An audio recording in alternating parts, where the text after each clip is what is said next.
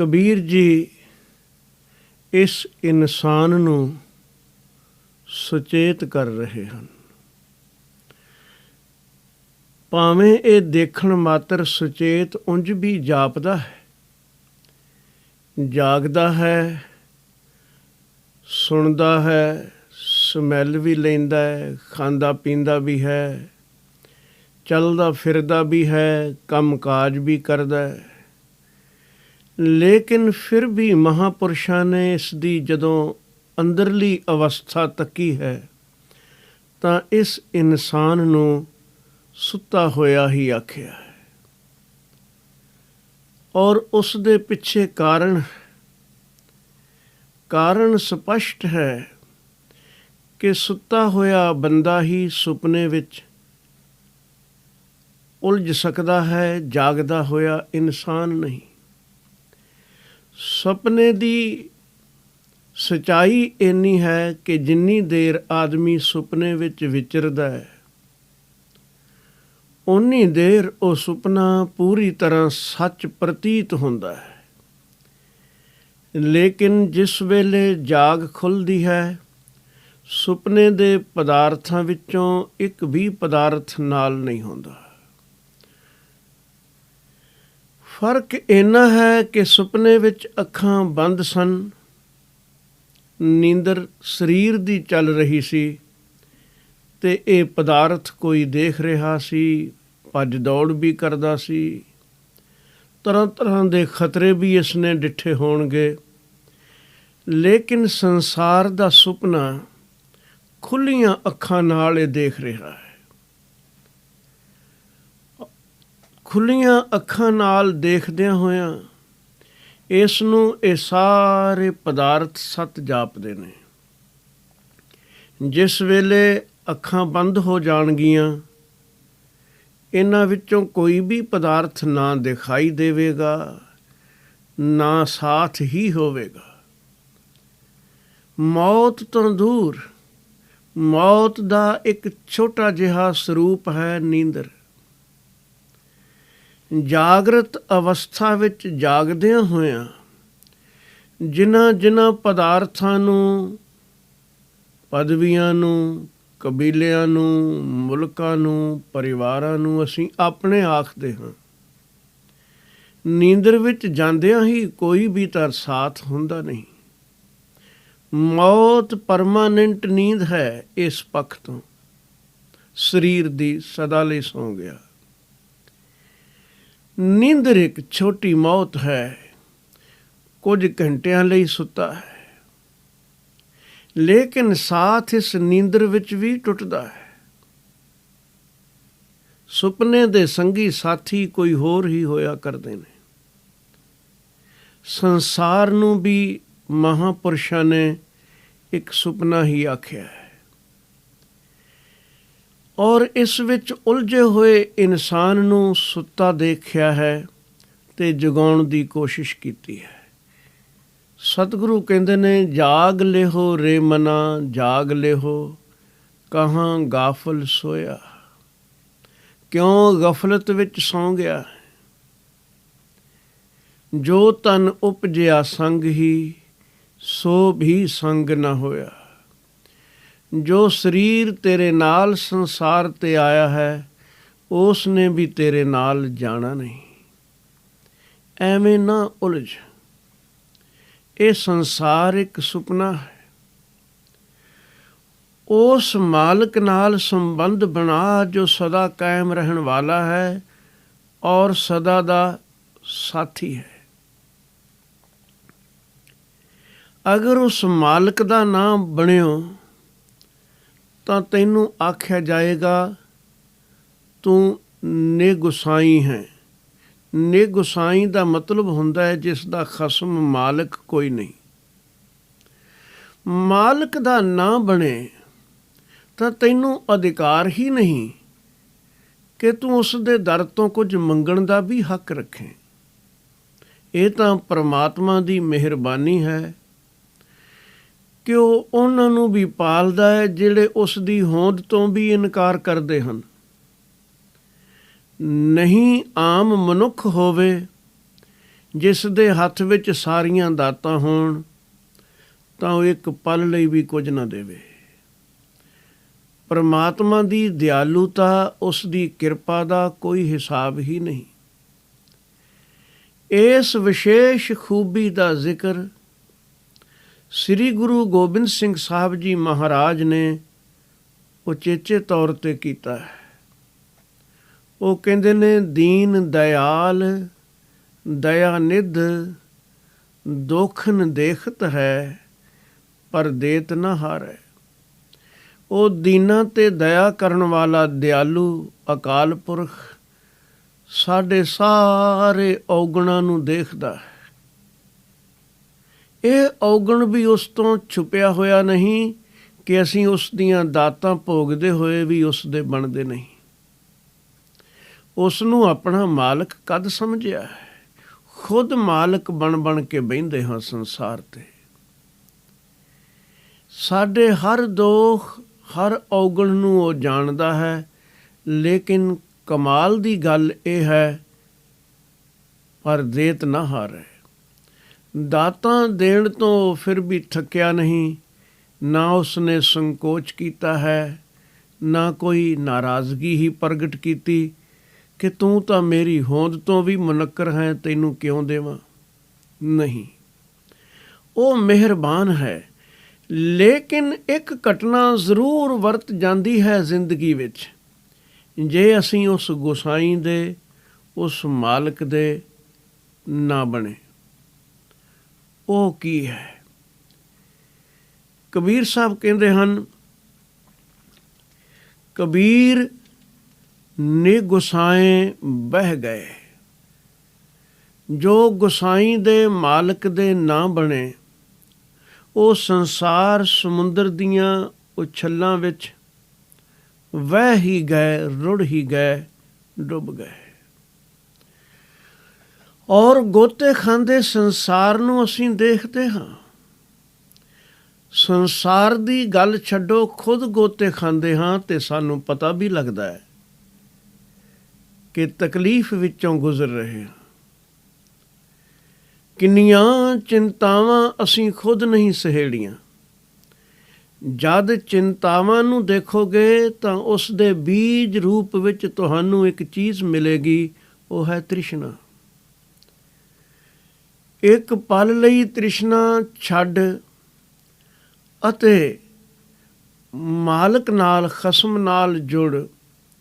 ਜਿਵੇਂ ਤੇਰੀ ਰਜ਼ਾ ਮੈਂ ਤਿਵੇਂ ਰਾਜ਼ੀ। ਨਾ ਚਿੰਤਾ ਰਹੇਗੀ, ਨਾ ਕ੍ਰੋਧ ਰਹੇਗਾ, ਹੰਕਾਰ ਦਾ ਤਾਂ ਕੋਈ ਪ੍ਰਸ਼ਨ ਹੀ ਨਹੀਂ ਉੱਠੇਗਾ। ਗੁਸਾਈਂ ਦਾ ਜੋ ਬਣਿਆ, ਉਸ ਅੰਦਰ ਸ਼ਕਤੀ ਵੀ ਗੁਸਾਈਂ ਵਾਲੀ ਵਰਤਦੀ ਹੈ। ਜਿੰਨੇ ਵੱਡੇ ਮਾਲਕ ਦੇ ਬਣ ਜਾਓਗੇ, ਓਨੀਆਂ ਵੱਡੀਆਂ ਸ਼ਕਤੀਆਂ ਦਾ ਪ੍ਰਵਾਹ ਤੁਹਾਡੇ ਨਾਲ ਵਰਤੇਗਾ। ਕਿਸੇ ਦੇ ਹੋ,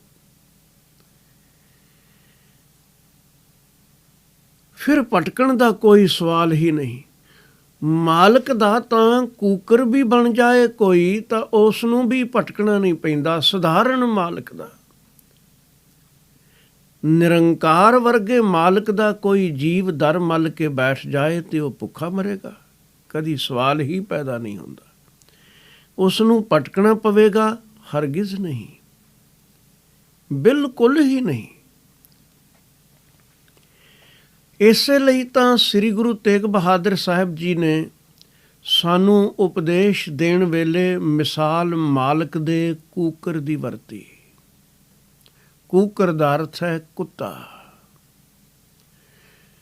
ਸਮਝਾਉਣ ਲਈ ਉਹੀ ਮਿਸਾਲਾਂ ਦੇਣੀਆਂ ਪੈਂਦੀਆਂ ਨੇ ਜੋ ਆਮ ਸੰਸਾਰ ਵਿੱਚ ਵਰਤਦੀਆਂ ਹੋਣ ਔਰ ਮਨੁੱਖ ਨੂੰ ਪਤਾ ਹੋਵੇ।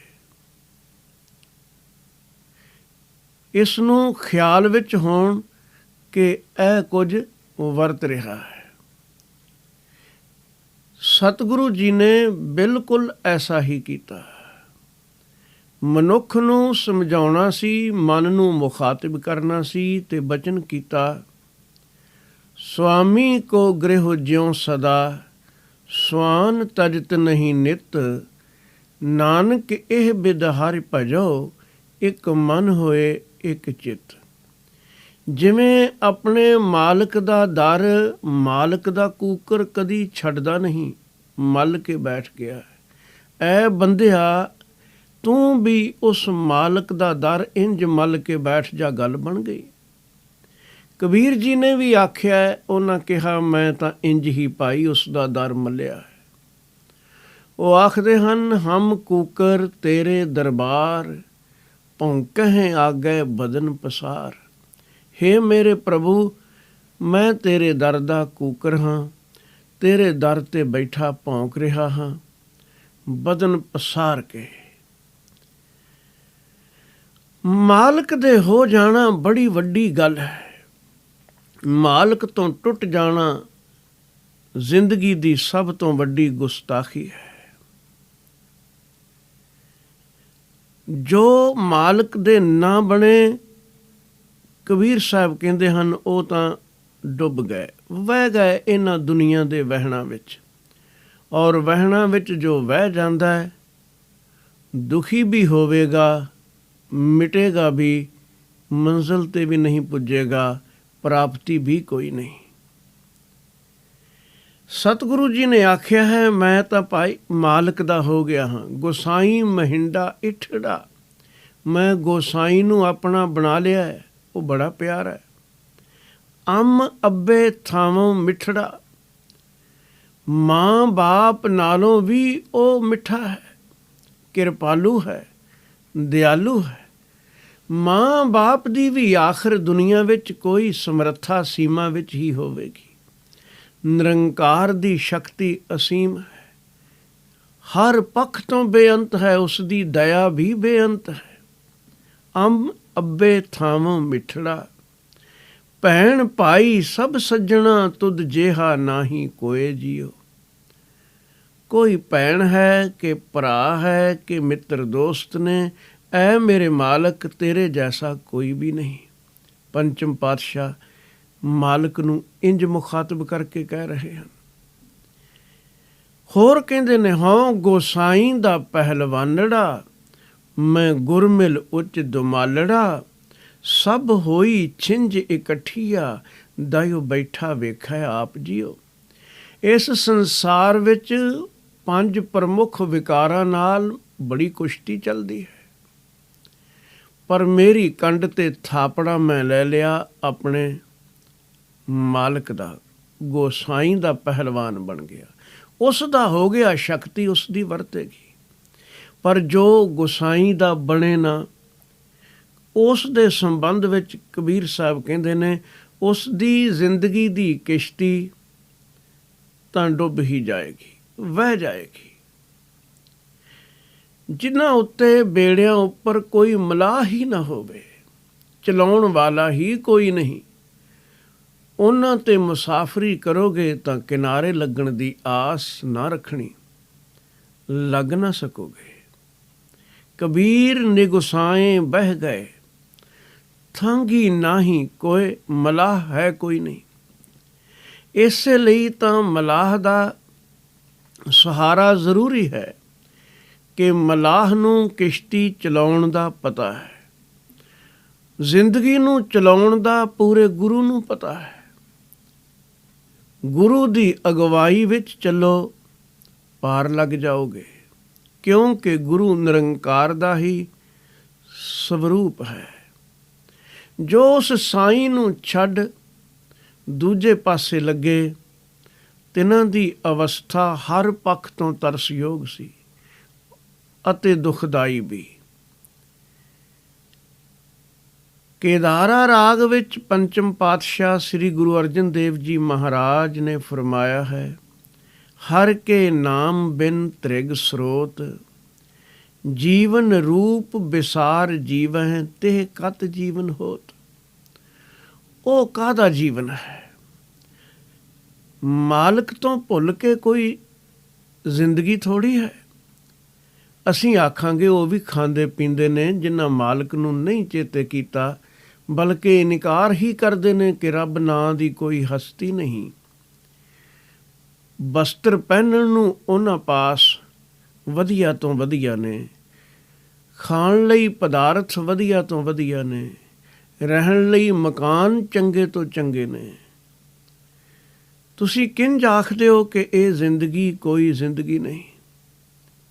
ਖਾਤ ਪੀਤ ਅਨੇਕ ਬਿੰਜਨ, ਜੈਸੇ ਭਾਰ ਬਾਹਕ ਖੋਤ। ਜਿਵੇਂ ਕੋਈ ਖੋਤਾ ਭਾਰ ਢੋਂਦਾ ਹੈ, ਇਹ ਵੀ ਭਾਰ ਢੋ ਰਹੇ ਹਨ। ਆਠ ਪਹਿਰ ਮਹਾਸ਼ਰਮ ਪਾਇਆ, ਜੈਸੇ ਬਿਰਖ ਜੰਤੀ ਜੋਤ। ਜਿਵੇਂ ਬੈਲ ਜੋੜਿਆ ਹੋਇਆ ਹੋਵੇ ਤੇ ਦੌੜਿਆ ਫਿਰੇ, ਕੋਹਲੂ ਦੇ ਬੈਲ ਦੀ ਅਵਸਥਾ ਹੈ ਕਿ ਘੁੰਮਦਾ ਹੀ ਰਹਿੰਦਾ ਹੈ, ਪਹੁੰਚਦਾ ਕਿਧਰੇ ਵੀ ਨਹੀਂ। ਇਹ ਮਨੁੱਖ ਅੱਠੇ ਪਹਿਰ ਦੌੜਿਆ ਫਿਰਦਾ, ਮੰਜ਼ਿਲ ਕੋਈ ਮਿਲਦੀ ਨਹੀਂ। ਤਜ ਗੋਪਾਲ ਜੇ ਆਨ ਲਾਗੇ, ਸੇ ਬਹੁ ਪ੍ਰਕਾਰੀ ਰੋਤ। ਸਤਿਗੁਰੂ ਫਰਮਾਉਂਦੇ ਹਨ ਕਿ ਉਸ ਇੱਕ ਮਾਲਕ ਨੂੰ ਜੋ ਭੁਲਾ ਦਿੱਤਾ। ਤਜ ਗੋਪਾਲ ਜੇ ਆਨ ਲਾਗੇ, ਹੋਰ ਪਾਸਿਆਂ ਵੱਲ ਲੱਗ ਗਏ ਹਨ। ਉਹ ਇੱਕ ਪ੍ਰਕਾਰ ਦਾ ਰੋਣਾ ਨਹੀਂ, ਉਹਨਾਂ ਦੀ ਜ਼ਿੰਦਗੀ ਵਿੱਚ ਰੋਣੇ ਹੀ ਰੋਣੇ ਹਨ। ਸੇ ਬਹੁ ਪ੍ਰਕਾਰੀ ਰੋਤ। ਕਰ ਜੋਰ ਨਾਨਕ ਦਾਨ ਮੰਗੈ, ਹਰਿ ਰੱਖੋਂ ਕੰਠ ਪਰੋਤ। ਸਤਿਗੁਰੂ ਕਹਿੰਦੇ ਨੇ, ਐ ਪ੍ਰਭੂ ਮੈਂ ਹੱਥ ਜੋੜ ਕੇ ਦਾਨ ਮੰਗਦਾ ਹਾਂ, ਆਪਣਾ ਨਾਮ ਬਖਸ਼ੋ। ਮੈਂ ਪਰੋ ਲਵਾਂ, ਆਪਣੇ ਕੰਠ ਵਿੱਚ ਪਾ ਲਵਾਂ। ਮੇਰਾ ਸ਼ਿੰਗਾਰ ਤੇਰਾ ਨਾਮ ਬਣ ਜਾਏ। ਜਿਨ੍ਹਾਂ ਪੱਲਾ ਨਾ ਪਕੜਿਆ ਉਹ ਤਾਂ ਵਹਿਣਗੇ ਹੀ। ਪਰ ਦੂਜਾ ਪਾਸਾ ਵੀ ਹੈ। ਪਹਿਲਾ ਹੈ ਕਬੀਰ ਨੇ ਗੁਸਾਏ ਬਹਿ ਗਏ, ਥਾਂਗੀ ਨਾਹੀ ਕੋਏ। ਦੂਜਾ ਹੈ ਦੀਨ ਗਰੀਬੀ ਆਪਣੀ, ਕਰਤੇ ਹੋਏ ਸੋ ਹੋਏ। ਇਸੇ ਜਹਾਨ ਵਿੱਚ ਕੁਝ ਐਸੇ ਇਨਸਾਨ ਵੀ ਹਨ, ਹਮੇਸ਼ਾ ਰਹੇ ਨੇ, ਹਮੇਸ਼ਾ ਰਹਿਣਗੇ, ਜਿਨ੍ਹਾਂ ਨੇ ਨੁਕਤੇ ਨੂੰ ਪਕੜ ਲਿਆ ਹੈ। ਇਹ ਜਾਣ ਲਿਆ ਹੈ ਕਿ ਮੇਰੀ ਔਕਾਤ ਕੋਈ ਬਹੁਤ ਜ਼ਿਆਦਾ ਨਹੀਂ। ਲੱਖ ਆਪਣੇ ਬਲ 'ਤੇ ਗੁਮਾਨ ਕਰਾਂ, ਕੂੜਾ ਹੈ ਮੇਰਾ ਗੁਮਾਨ ਕਿਸ ਗੱਲ ਦਾ ਹੈ। ਧਨ ਪਦਾਰਥ ਪਦਵੀਆਂ ਦੌਲਤਾਂ ਸਾਥ ਨਹੀਂ ਜਾਣੀਆਂ। ਬਲਵਾਨ ਸਰੀਰ ਨੇ ਵੀ ਮੌਤ ਦੇ ਸਾਹਮਣੇ ਖੜੇ ਨਹੀਂ ਰਹਿ ਸਕਣਾ। ਚਤੁਰਾਈਆਂ ਕੰਮ ਨਹੀਂ ਆਉਣੀਆਂ, ਹੈਂਕੜ ਕਿਸ ਗੱਲ ਦੀ। ਐਸੇ ਬੰਦੇ ਹਨ ਜਿਨ੍ਹਾਂ ਨੇ ਆਪਣੀਆਂ ਚਤੁਰਾਈਆਂ ਸਿਆਣਪਾਂ ਛੱਡ ਕੇ ਨਿਮਰਤਾ ਤੇ ਗਰੀਬੀ ਧਾਰਨ ਕਰ ਲਈ, ਆਪਣੀ ਬਣਾ ਲਈ। ਸਤਿਗੁਰੂ ਜੀ ਨੇ ਆਖਿਆ ਹੈ, ਗਰੀਬੀ ਗਦਾ ਹਮਾਰੀ, ਖੰਨਾ ਸਗਲ ਰੇਨ ਛਾਰੀ। ਮੈਂ ਤਾਂ ਗਰੀਬੀ ਦੀ ਗਦਾ ਧਾਰਨ ਕਰ ਲਈ ਹੈ। ਇਸ ਆਗੇ ਕੋ ਨਾ ਟਿਕੈ ਵਿਕਾਰੀ, ਗੁਰ ਪੂਰੈ ਇਹ ਗੱਲ ਸਾਰੀ। ਪੂਰੇ ਗੁਰੂ ਨੇ ਇਹ ਮੱਤ ਬਖਸ਼ੀ ਕਿ ਭੋਲਿਆ ਹਉਮੈ ਛੱਡ। ਨਿਮਰਤਾ ਵਿੱਚ ਆ, ਨੀਵਾਂ ਹੋ, ਝੁਕ ਜਾ। ਔਰ ਨੀਵੇਂ ਹੋਣ ਦੇ ਬੜੇ ਗੁਣ ਹਨ। ਜੋ ਨਿਵਾਣ ਵੱਲ ਜਾਣਾ, ਜਿਸ ਨੂੰ ਝੁਕਣਾ ਆ ਗਿਆ, ਸਿੱਖ ਗਿਆ ਜੋ ਵੀ, ਉਹ ਮੰਜ਼ਿਲ ਤੱਕ ਪਹੁੰਚ ਜਾਂਦਾ ਹੈ। ਪਰਬਤਾਂ ਦੀਆਂ ਚੋਟੀਆਂ ਤੋਂ, ਟੀਸੀਆਂ ਤੋਂ ਵਹਿੰਦੇ ਹੋਏ ਵੈਣ ਓਨੀ ਦੇਰ ਰੁਕੇ ਨਾ, ਨੀਵੇਂ ਹੀ ਨੀਵੇਂ ਹੁੰਦੇ ਗਏ, ਜਿੰਨੀ ਦੇਰ ਸਮੁੰਦਰ ਤੱਕ ਨਾ ਪੁੱਜ ਗਏ। ਔਰ ਆਖਰ ਮੰਜ਼ਿਲ ਪਾ ਲਈ। ਨਿਮਰਤਾ ਇੱਕ ਨਿਰੰਕਾਰ ਨਾਲ ਜੁੜਨ ਦਾ ਵਸੀਲਾ ਹੈ। ਨਿਮਰਤਾ ਦੇ ਉਲਟ ਹੈ ਹੰਕਾਰ। ਅਹੰਕਾਰ ਤੇ ਨਿਰੰਕਾਰ ਦਾ ਕੋਈ ਮਿਲਾਪ ਹੀ ਨਹੀਂ। ਹਰ ਜੀਓ ਅਹੰਕਾਰ ਨਾ ਭਾਵਈ, ਵੇਦ ਕੂਕ ਸੁਣਾਵੇ। ਵੇਦ ਵੀ, ਧਰਮ ਗ੍ਰੰਥ ਵੀ ਢੰਡੋਰਾ ਦੇ ਦੇ ਕੇ ਆਖਦੇ ਹਨ ਕਿ ਹਰੀ ਨੂੰ ਹੰਕਾਰ ਪਾਉਂਦਾ ਨਹੀਂ, ਕਿਸੇ ਵੀ ਰੂਪ ਵਿੱਚ ਨਹੀਂ ਪਾਉਂਦਾ। ਔਰ ਜੀਵਨ ਦੀ ਇਹ ਇੱਕ ਬੜੀ ਵੱਡੀ ਪ੍ਰਾਪਤੀ ਗਿਣੀ ਗਈ ਹੈ, ਨਿਮਰਤਾ ਧਾਰਨ ਕਰਨੀ, ਨੀਵੇਂ ਹੋ ਕੇ ਰਹਿਣਾ, ਗਰੀਬੀ ਅਪਣਾਉਣੀ ਮਨ ਦੀ, ਤੇ ਕਰਤੇ ਦੀ ਰਜ਼ਾ ਵਿੱਚ ਰਾਜ਼ੀ ਹੋ ਜਾਣਾ।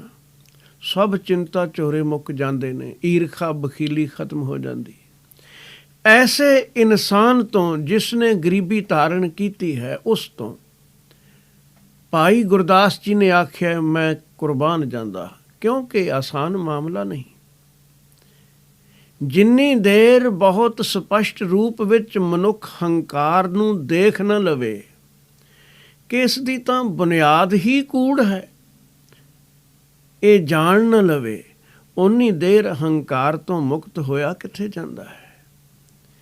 ਅਸੀਂ ਚਮਕ ਦਮਕ ਦੇਖ ਕੇ ਅਹੰਕਾਰੀਆਂ ਦੀ ਉਲਝਦੇ ਹਾਂ, ਹਾਲਾਂਕਿ ਬੁਨਿਆਦ ਹੰਕਾਰ ਦੀ ਬੜੀ ਕਮਜ਼ੋਰ ਹੈ, ਕੋਈ ਮਜ਼ਬੂਤ ਨਹੀਂ। ਇਹਨਾਂ ਥੰਮੀਆਂ ਨੂੰ ਪਲਾਂ ਵਿੱਚ ਖਿੱਚਿਆ ਜਾ ਸਕਦਾ ਹੈ। ਵੱਡੇ ਵੱਡੇ ਧਨਵਾਨ ਕਿਹੜੇ ਵੇਲੇ ਕੰਗਾਲ ਹੋ ਗਏ, ਪਤਾ ਹੀ ਨਾ ਲੱਗਾ। ਰਾਜ ਕਮਾਉਣ ਵਾਲਿਆਂ ਨੂੰ, ਤਖਤਾਂ 'ਤੇ ਬੈਠਣ ਵਾਲਿਆਂ ਨੂੰ ਕਿਸ ਵੇਲੇ ਤਖਤੇ 'ਤੇ ਜਾਣਾ ਪਿਆ, ਦੇਰ ਹੀ ਨਾ ਲੱਗੀ। ਇਤਿਹਾਸ ਦੇ ਵਰਕੇ ਭਰੇ ਪਏ ਹਨ ਔਰ ਹਰ ਮਨੁੱਖ ਦੀ ਜ਼ਿੰਦਗੀ ਵਿੱਚ ਕੋਈ ਨਾ ਕੋਈ ਐਸਾ ਖੇਲ ਵਰਤਦਾ ਦਿਖਾਈ ਵੀ ਦਿੰਦਾ, ਲੇਕਿਨ ਇਹ ਮੂੜ ਫਿਰ ਵੀ ਸਮਝਦਾ ਨਹੀਂ, ਫਿਰ ਵੀ ਹੰਕਾਰ ਕਰੀ ਜਾਂਦਾ ਹੈ। ਇਸ ਅਹੰਕਾਰ ਤੋਂ ਜੋ ਮੁਕਤ ਹੋਏ, ਜਿਨ੍ਹਾਂ ਮਾਲਕ ਨੂੰ ਆਪਣਾ ਮਾਲਕ ਜਾਣਿਆ, ਖੁਦ ਗਰੀਬੀ ਧਾਰਨ ਕਰ ਲਈ। ਗਰੀਬੀ ਧਾਰਨ ਕਰਨ ਦਾ ਇਹ ਅਰਥ ਬਿਲਕੁਲ ਨਹੀਂ ਕਿ ਜੋ 4 ਛਿੱਲੜ ਕੋਲ ਸਨ ਉਹ ਤਿਆਗ ਦਿੱਤੇ, ਕਿ ਘਰ-ਬਾਰ ਛੱਡ ਦਿੱਤਾ, ਨਹੀਂ। ਗਰੀਬੀ ਮਨ ਦੀ ਹੈ। ਰਹੋ ਸੰਸਾਰ ਵਿੱਚ, ਪਦਾਰਥ ਪਾਸ ਹੋਣ ਮੁਬਾਰਕ ਨੇ।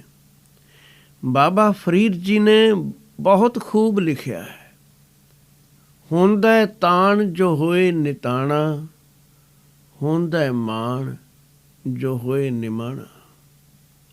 ਇਸ ਤਰ੍ਹਾਂ ਦੀ ਅਵਸਥਾ ਦਾ ਜ਼ਿਕਰ ਉਹਨਾਂ ਕੀਤਾ ਹੈ।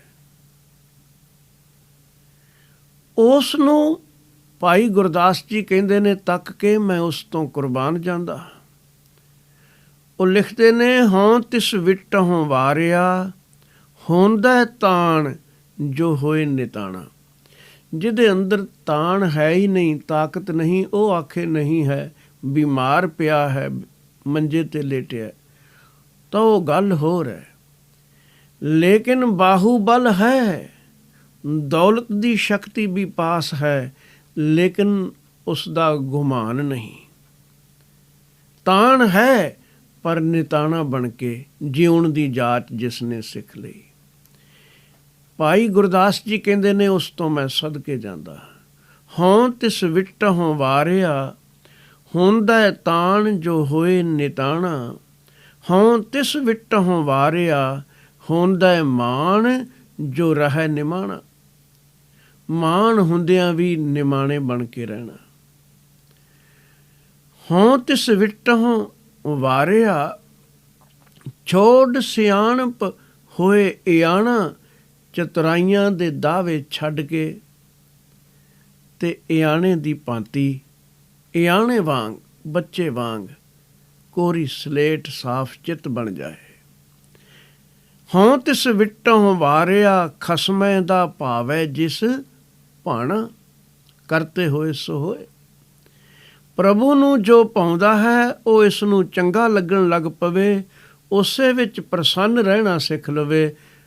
ਭਾਈ ਸਾਹਿਬ ਕਹਿੰਦੇ ਨੇ, ਉਸ ਤੋਂ ਮੈਂ ਸਦਾ ਕੁਰਬਾਨ ਜਾਂਦਾ। ਹੋਂ ਤਿਸ ਵਿਟਹੁ ਵਾਰਿਆ, ਗੁਰਮੁਖ ਮਾਰਗ ਦੇਖ ਲੁਭਾਣਾ। ਗੁਰੂ ਦੀ ਮੱਤ 'ਤੇ ਚੱਲਣ ਲਈ ਤਤਪਰਤਾ ਅੰਦਰ ਹੋਵੇ। ਹੋਂ ਤਿਸ ਵਿਟਹੁ ਵਾਰਿਆ, ਚੱਲਣ ਜਾਣ ਜੁਗਤ ਮਹਿਮਾਣਾ। ਦੀਨ ਦੁਨੀ ਦਰਗਹਿ ਪਰਵਾਣਾ।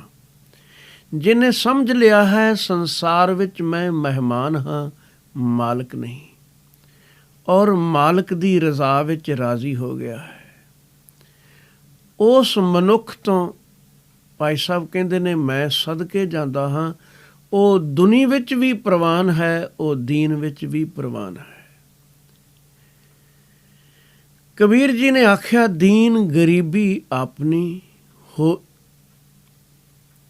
ਮਨੁੱਖ ਦੇ ਅੰਦਰ ਇਹ ਵਰਤ ਜਾਏ, ਅਵਸਥਾ ਬਣ ਜਾਏ ਕਿ ਮਾਣ ਹੁੰਦਿਆਂ ਨਿਮਾਣਾ, ਤਾਣ ਹੁੰਦਿਆਂ ਨਿਤਾਣਾ ਬਣੇ, ਗਰੀਬੀ ਧਾਰਨ ਕਰ ਲਵੇ, ਆਪਣੀ ਬਣਾ ਲਵੇ ਗਰੀਬੀ ਨੂੰ। ਅਸੀਂ ਬਹੁਤ ਕੁਝ ਆਪਣਾ ਬਣਾਉਂਦੇ ਹਾਂ, ਪਰ ਗਰੀਬੀ ਨਹੀਂ। ਗੁਰਮਤਿ ਦਾ ਮਾਰਗ ਹੈ, ਗਰੀਬੀ ਨੂੰ ਆਪਣੀ ਬਣਾ ਲੈ। ਨੀਵਾਂ ਹੋਣਾ ਸਿੱਖ, ਮਾਲਕ ਦੇ ਹੱਥ ਜ਼ਿੰਦਗੀ ਦੀ ਡੋਰ ਦੇ, ਫਿਰ ਇਹ ਕਿਸ਼ਤੀ ਡੁੱਬੇਗੀ ਨਹੀਂ, ਨਾ ਤੂੰ ਡੁੱਬੇਗਾ। ਦੀਨ ਗਰੀਬੀ ਆਪਣੀ ਕਰਤੇ ਹੋਏ ਸੋ ਹੋਏ, ਫਿਰ ਜੋ ਪ੍ਰਮਾਤਮਾ ਕਰੇ ਠੀਕ, ਕਰਤਾਰ ਦੀ ਰਜ਼ਾ ਵਿੱਚ ਰਾਜ਼ੀ ਹੋ ਗਏ, ਫਿਰ ਉਹਨਾਂ ਦੀ ਜ਼ਿੰਦਗੀ ਦੀ ਕਿਸ਼ਤੀ ਡੁੱਬਦੀ ਨਹੀਂ, ਮਲਾਹ ਨੂੰ ਸੌਂਪ ਦਿੱਤੀ ਹੈ। 52ਵਾਂ ਸ਼ਲੋਕ ਹੈ, ਕਬੀਰ ਬੈਸਨੋਂ ਕੀ ਕੂਕਰ ਭਲੀ, ਸਾਕਤ ਕੀ ਬੁਰੀ ਮਾਏ, ਉਹ ਨਿਤ ਸੁਨੈ ਹਰਿ ਨਾਮ ਜਸ, ਉਹ ਪਾਪ ਬਿਸਾਹਨ ਜਾਏ। ਇੱਕ ਬੰਦਗੀਵਾਨ ਪੁਰਸ਼ ਦੇ ਪਾਸ ਰਹਿਣ ਵਾਲੀ ਕੁੱਤੀ ਵੀ ਭਾਗਾਂ ਵਾਲੀ ਸਮਝ। ਮੰਨਿਆ ਉਸ ਨੂੰ ਨਹੀਂ ਸਮਝ ਹੋਵੇਗੀ ਕਿ ਪਰਮਾਤਮਾ ਕੀ ਹੈ, ਲੇਕਿਨ ਆਸ-ਪਾਸ ਦੀ ਇਰਦ ਗਿਰਦ ਦੀ ਆਬੋ ਹਵਾ, ਵਾਈਬ੍ਰੇਸ਼ਨ, ਹਰ ਜੀਵ ਨੂੰ ਕੀ, ਕੇਵਲ ਇਨਸਾਨਾਂ ਨੂੰ ਹੀ ਨਹੀਂ, ਪਸ਼ੂ ਪੰਛੀਆਂ ਨੂੰ ਹੀ ਨਹੀਂ, ਦਰਖਤਾਂ ਤੱਕ ਨੂੰ ਪ੍ਰਭਾਵਿਤ ਕਰ ਦਿੰਦੀ ਹੈ। ਦਰਖਤਾਂ ਤੱਕ ਨੂੰ ਪ੍ਰਭਾਵਿਤ ਕਰ ਦਿੰਦੀ ਹੈ। ਅੱਜ ਦੀ ਵਿਗਿਆਨਕ ਖੋਜ ਇਸ ਗੱਲ ਨਾਲ ਸਹਿਮਤ ਹੈ। ਤੁਸੀਂ ਪੌਦੇ ਲਗਾਉਂਦੇ ਹੋ, ਤਿੰਨਾਂ ਦੇ ਪਾਸ ਅਗਰ ਕਲਾਸੀਕਲ ਮਿਊਜ਼ਿਕ ਵੱਜਦਾ ਹੈ,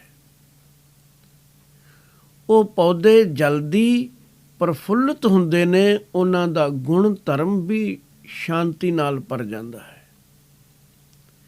ਜੇ ਪੌਦੇ ਪ੍ਰਭਾਵ ਕਬੂਲਦੇ ਹਨ ਤਾਂ ਪਸ਼ੂ ਜਾਂ ਪੰਛੀ ਕਿਉਂ ਨਹੀਂ। ਇੱਕ ਆਦਮੀ ਪਰਮਾਤਮਾ ਦਾ ਭਗਤ ਹੈ, ਹੋਵੇ ਸਹੀ ਭਗਤ, ਉਸ ਦੀ ਰਸਨਾ ਤੋਂ ਜਿਹੜੇ ਬੋਲ ਨਿਕਲਣੇ ਹਨ, ਉਹਨਾਂ ਵਿੱਚ ਇੱਕ ਰਸ ਘੁਲਿਆ ਹੋਇਆ ਹੈ।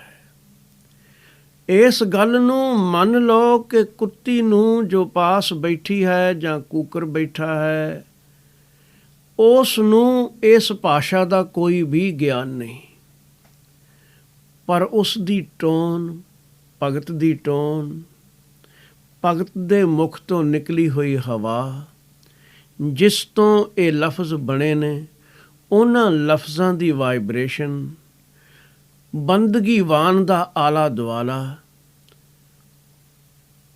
ਇਹ ਕਿਵੇਂ ਹੋ ਸਕਦਾ ਹੈ ਕਿ ਉਹ ਕੂਕਰ ਨੂੰ ਪ੍ਰਭਾਵਿਤ ਨਾ ਕਰੇ। ਫਿਰ ਕਿੱਡੀ ਵੱਡੀ ਬਾਤ ਹੈ ਕਿ ਉਹ ਕੂਕਰ, ਉਹ ਕੁੱਤੀ ਮਾਲਕ ਦਾ ਦਰ ਮੱਲ ਕੇ ਬੈਠੀ ਹੈ, ਔਰ ਮਾਲਕ ਉਸ ਨੂੰ ਬਣਾਇਆ ਜੋ ਕਿਸੇ ਰਸ ਵਿੱਚ ਰੰਗਿਆ ਹੋਇਆ ਹੈ, ਭਗਤ ਹੈ। ਉਹ ਦਿਆਲੂ ਹੋਵੇਗਾ, ਵਕਤ ਸਿਰ ਭੋਜਨ ਇਸ ਕੁੱਤੀ ਨੂੰ ਵੀ ਮਿਲੇਗਾ। ਜਿਸ ਨੂੰ ਸ਼ਾਂਤ ਚਿੱਤ ਰਹਿੰਦਿਆਂ ਪ੍ਰਾਪਤੀਆਂ ਨੇ, ਉਹ ਕੂਕਰ ਵੀ ਸੰਤੁਸ਼ਟ ਹੋ ਜਾਂਦੇ ਨੇ। ਇਸ ਪੱਖ ਤੋਂ ਕੂਕਰ ਇਨਸਾਨ ਨਾਲੋਂ ਕਿਤੇ ਬੈਟਰ ਹੈ। ਇਨਸਾਨ ਦਾ ਮਨ ਹੈ ਕਿ ਰੱਜਦਾ ਹੀ ਨਹੀਂ। ਅਸੀਂ ਜ਼ਿਆਦਾ ਮਨ ਦੇ ਤਲ 'ਤੇ ਜਿਉਂਦੇ ਹਾਂ। ਆਤਮਾ ਸੰਤੁਸ਼ਟ ਹੋ ਸਕਦੀ ਹੈ, ਬੰਦਗੀ ਅੰਦਰ ਵਸ ਜਾਏ। ਸਰੀਰ ਸੰਤੁਸ਼ਟ ਹੋ ਸਕਦਾ ਹੈ ਇੱਕ ਨਿਯਮਤ ਰੂਪ ਵਿੱਚ ਲੋੜੀਂਦੀ ਖੁਰਾਕ ਪਾਉਣ, ਪਾਣੀ, ਭੋਜਨ, ਵਸਤਰ ਇਸ ਨੂੰ ਪ੍ਰਾਪਤ ਹੋ ਜਾਣ। ਜੇ ਨਹੀਂ ਰੱਜਦਾ ਤਾਂ ਉਹ ਕੇਵਲ ਮਨ ਹੈ। ਮਨੁੱਖ ਮਨ ਦੇ ਤਲ 'ਤੇ ਜਿਉਂਦਾ ਹੈ, ਬਹੁਤ ਕੁਝ ਪ੍ਰਾਪਤ ਕਰਕੇ ਵੀ ਰੱਜਦਾ ਨਹੀਂ। ਕੂਕਰ ਵੀ ਸੰਤੁਸ਼ਟ ਹੋ ਕੇ ਬੈਠ ਜਾਂਦਾ ਹੈ, ਭੋਜਨ ਪੇਟ ਭਰ ਮਿਲ ਗਿਆ ਹੈ, ਇਹ ਦਰ ਕਿਉਂ ਛੱਡਾਂ। ਬਲਕਿ ਵਫਾਦਾਰੀ ਨਿਭਾਉਂਦਾ ਹੈ। ਕੂਕਰ ਨੂੰ ਵਫਾਦਾਰ ਗਿਣਿਆ ਗਿਆ ਹੈ ਜੇ ਮਾਲਕ ਦਾ ਹੋਵੇ, ਰਾਖੀ ਕਰਦਾ ਹੈ। ਘੋੜਾ ਅਤੇ ਕੁੱਤਾ, ਇਹ ਦੋਵੇਂ ਬੜੇ ਵਫਾਦਾਰ ਗਿਣੇ ਗਏ ਨੇ। ਤੋ ਉਹ ਭਾਗਾਂ ਵਾਲੀ ਹੈ ਕੁੱਤੀ ਵੀ, ਕਬੀਰ ਬੈਸਨੋਂ ਕੀ ਕੂਕਰ ਭਲੀ, ਚੰਗੀ ਹੈ ਉਹ ਸੰਤ ਦੇ ਸੰਗ ਵਿੱਚ ਹੈ। ਹਰ ਵੇਲੇ ਸ਼ਾਂਤ ਵਾਤਾਵਰਣ ਹੈ, ਹਰ ਵੇਲੇ ਬੰਦਗੀ ਦੇ ਪ੍ਰਵਾਹ ਚੱਲਦੇ ਨੇ, ਕੁਝ ਪ੍ਰਾਪਤੀ ਹੀ ਹੈ। ਸਾਕਤ ਕੀ ਬੁਰੀ ਮਾਏ, ਔਰ ਇਸ ਦੇ ਉਲਟ ਹੈ ਸਾਕਤ, ਰੱਬ ਤੋਂ ਟੁੱਟਾ ਹੋਇਆ ਇਨਸਾਨ। ਸਾਕਤ ਤਾਂ ਬੁਰਾ ਹੈ ਹੀ। ਕਬੀਰ ਜੀ ਨੇ ਸਾਕਤ ਦਾ ਮੁਕਾਬਲਾ ਵੀ ਕੁੱਤੇ ਨਾਲ ਕੀਤਾ ਇੱਕ, ਤੇ ਉਸ ਵਿੱਚ ਕੁੱਤੇ ਨੂੰ ਚੰਗਾ ਆਖਿਆ। ਇੱਥੇ ਸਾਕਤ ਦਾ ਜ਼ਿਕਰ ਨਹੀਂ, ਬਲਕਿ ਸਾਕਤ ਨੂੰ ਜਨਮ ਦੇਣ ਵਾਲੀ ਮਾਂ ਦਾ ਜ਼ਿਕਰ ਹੈ। ਇੱਕ ਹੋਰ ਸ਼ਲੋਕ ਵਿੱਚ ਕਬੀਰ ਜੀ ਨੇ ਸਾਕਤ ਦਾ ਤੇ ਸੂਕਰ ਦਾ ਮੁਕਾਬਲਾ ਕੀਤਾ ਹੈ। ਇੱਥੇ ਕੂਕਰ ਨਾਲ ਤੁਲਨਾ ਚੱਲ ਰਹੀ ਹੈ ਸਾਕਤ ਦੀ ਜਨਨੀ ਮਾਂ ਦੀ। ਸਾਕਤ ਦਾ ਮੁਕਾਬਲਾ ਕੀਤਾ ਸੂਕਰ ਨਾਲ। ਸੂਕਰ ਆਖਦੇ ਨੇ ਸੂਰ ਨੂੰ। ਕਬੀਰ ਸਾਕਤ ਤੇ ਸੂਕਰ ਭਲਾ, ਸੂਰ ਨਾਲੋਂ ਸਾਕਤ ਕੋਈ ਚੰਗਾ ਨਹੀਂ, ਬਲਕਿ ਸੂਰ ਸਾਕਤ ਨਾਲੋਂ ਚੰਗਾ ਹੈ। ਕਿਉਂ? ਕਬੀਰ ਜੀ ਨੇ ਆਖਿਆ ਉਸ ਦੇ ਪਿੱਛੇ ਕਾਰਨ ਹੈ। ਸਾਕਤ ਜਿੱਥੇ ਜਾਂਦਾ ਹੈ ਗੰਦ ਫੈਲਾਉਂਦਾ ਹੈ, ਸੂਰ ਗੰਦਗੀ ਖਾ ਕੇ ਨਗਰ ਦੀ ਗੰਦਗੀ ਮਿਟਾ ਦਿੰਦਾ ਹੈ। ਇਸ ਪੱਖ ਤੋਂ ਹੀ ਸਹੀ।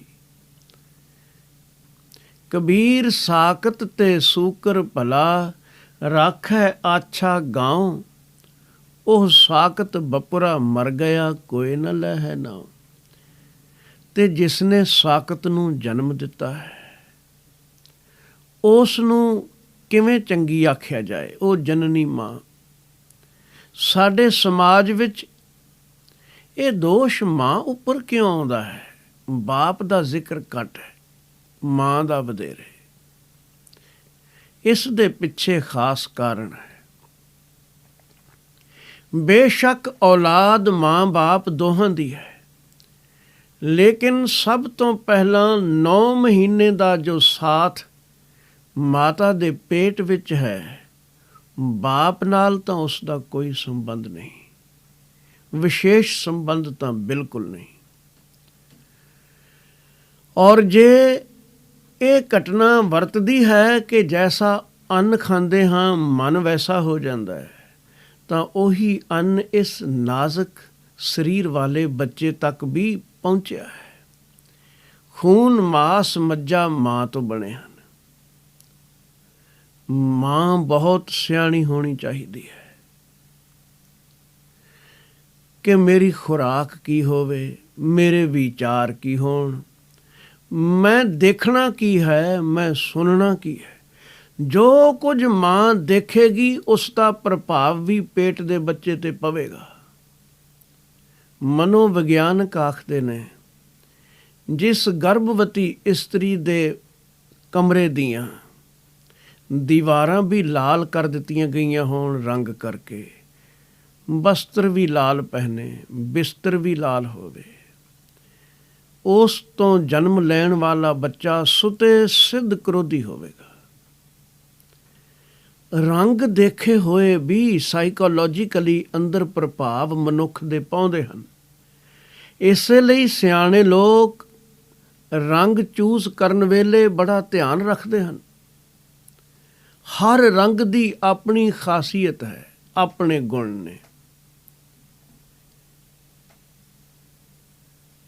ਇਸ ਦਾ ਅਸਰ ਮਾਤਾ ਦੇ ਪੇਟ ਵਿੱਚ ਜੋ ਬੱਚਾ ਹੈ, ਜਿਸ ਨੇ ਅਜੇ ਜਨਮ ਵੀ ਨਹੀਂ ਲਿਆ, ਉਸ ਉੱਪਰ ਪੈਂਦਾ ਹੈ।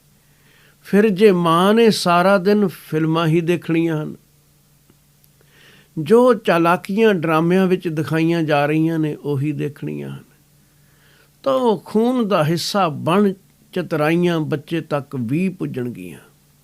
ਹਰ ਹਾਲਤ ਵਿੱਚ ਜੋ ਸੁਣਨਾ